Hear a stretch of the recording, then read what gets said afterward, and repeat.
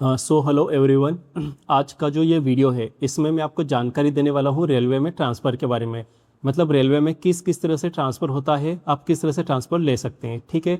So basically जैसा कि जब हम फॉर्म भरते हैं एग्ज़ाम फॉर्म, तब क्या होता है कि हम फॉर्म में जो प्रायोरिटी जो होती है, हम जो जोन का जो हमारा सिलेक्शन होता है वो होता है हमारा वैकेंसी के आधार पर कि किस जोन में या किस डिवीज़न में जो है सबसे ज़्यादा वैकेंसी आई हुई है। ठीक है। तो उसी के आधार पे हम फॉर्म उस टाइम भर देते हैं। ठीक है। उसके बाद हमको रियलाइज़ होता है, जैसा कि मान लो मैं इंदौर से हूँ। ठीक है।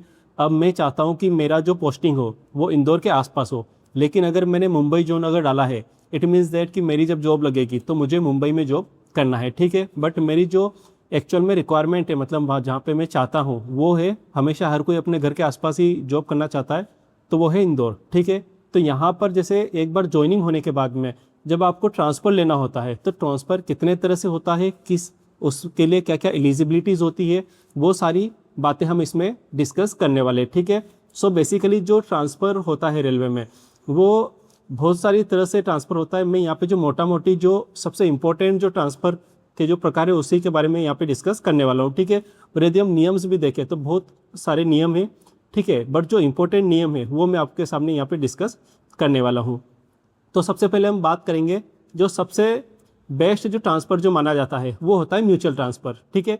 म्यूचुअल ट्रांसफ़र का मतलब क्या है, जैसा कि अगर आपकी जब स्टार्टिंग में जब नई ज्वाइनिंग होती है, ठीक है, you join as a training, तो उस टाइम पे जैसे आपके ट्रेनिंग में अगर कोई ऐसा स्टूडेंट है जो मतलब कैंडिडेट है, मतलब ऐसा कोई ट्रेनिंग है जिसको अगर किसी दूसरे जोन में जाना था। ठीक है। जैसे मान लो कि अगर कोई मुंबई जोन किसी ने डाला है और उसको अगर जाना है भोपाल में, लेकिन कोई स्टूडेंट है जो कि भोपाल से है और उसको आना है मुंबई में। ठीक है।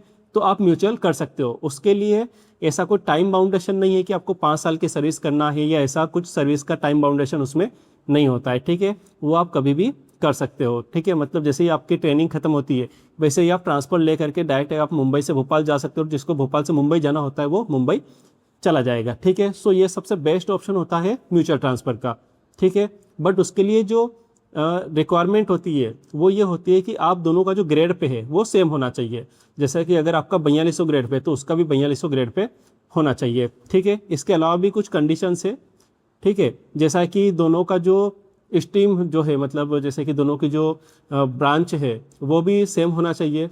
ठीक है। क्योंकि दोनों की ट्रेनिंग जो है वो एक ही उसमें होना चाहिए। ठीक है। इसके अलावा जैसे कि जो कैटेगरी का भी रहता है कि दोनों की जो कैटेगरी है वो जैसे ओबीसी का जनरल में हो जाता है, जनरल का ओबीसी में हो जाता है, लेकिन अगर आप एससी हो या एसटी हो और फिर अगर दूसरा जो कैंडिडेट है वो अगर ओबीसी का है या जनरल का है तो उसमें नहीं हो पाएगा। ठीक है। ऐसे में ट्रांसफ़र नहीं होता है। केवल ओबीसी का ओबीसी के साथ, ओबीसी का जनरल के साथ में हो सकता है। ठीक है। सो आई होप दैट कि इतना क्लियर हुआ होगा। दूसरा हम बात करेंगे इसमें स्पाउस बेसिस। ठीक है। स्पाउस बेसिस जो है उसमें क्या होता है कि सपोज़ कि आपकी जो वाइफ है उसकी अगर जॉब है, ठीक है, जैसे कि मैं यहाँ पे अभी मुंबई में अगर मेरी पोस्टिंग है और अगर मेरी जिससे शादी होती है वो अगर मान लो कि इंदौर से है, ठीक है, और अगर उसका भी अगर उनकी भी अगर मान लो गवर्नमेंट जॉब है, ठीक है, तो इन दैट केस क्या होगा कि मुझे यहाँ से और इंदौर में अगर वर्कशॉप है, जैसे मैं अगर मुंबई में अगर वर्कशॉप में हूँ और अगर मुझे वर्कशॉप में ही अगर इंदौर में है तो वहाँ पे मेरी ट्रांसफ़र जो है इजीली हो जाएगा। उसके लिए भी कोई टाइम बाउंडेशन नहीं होता है कि आपको 5 साल की सर्विस पूरा करना है। ठीक है। ऐसा कोई बाउंडेशन नहीं होता है। तो ये भी एक one of the best transfer policy में से आता है, क्योंकि इसमें टाइम बाउंडेशन नहीं है कि आपकी जैसे शादी हुई, ठीक है, या आपकी अगर वाइफ अगर किसी गवर्नमेंट जॉब में है, चाहे वो स्टेट गवर्नमेंट हो या सेंट्रल गवर्नमेंट में, और जहाँ पे आपकी वाइफ जॉब कर रही है वहीं पे आपका ट्रांसफ़र हो जाएगा। ठीक है। ये गवर्नमेंट का नियम है कि जहाँ पे वाइफ रहेगी वहीं पे हस्बैंड का ट्रांसफ़र होता है। ठीक है। अगर मान लो कि आपकी जो वाइफ है वहाँ पे अगर वर्कशॉप नहीं है या रेलवे का अगर कुछ ऐसा फैक्ट्री या ऐसा कुछ नहीं है जिस भी जो आपसे आपके डिपार्टमेंट से रिलेटेड है, तो उसके आसपास के जो भी जो डिवीज़न है वहाँ पे आपका ट्रांसफ़र हो जाएगा, जैसे कि रतलाम हो गया, ठीक है, भोपाल हो गया, इस तरह से। उसके बाद हम बात करते हैं थर्ड नंबर का, उसको बोलते हैं हम ऑन रिक्वेस्ट।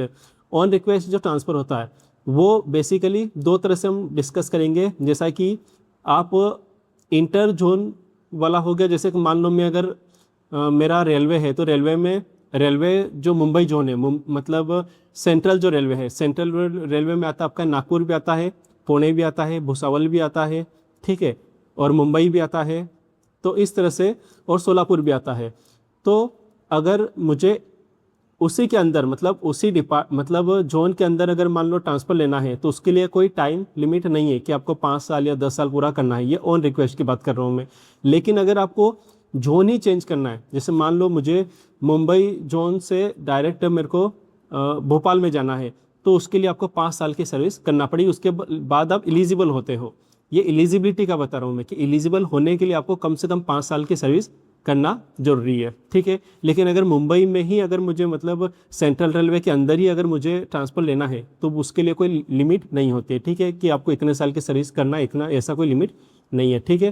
तो ये हो जाता है आपका ऑन रिक्वेस्ट ट्रांसफ़र, ठीक है, जो कि सबसे मतलब एक तरह से ये भी अच्छा है। बट इसमें यह है कि अगर आपको इंटर अगर डिवीज़न अगर चेंज करना है, जैसे कि अगर आप डिवीज़न ही चेंज कर रहे हो तो उसमें आपको 5 साल की सर्विस देना पड़ेगी।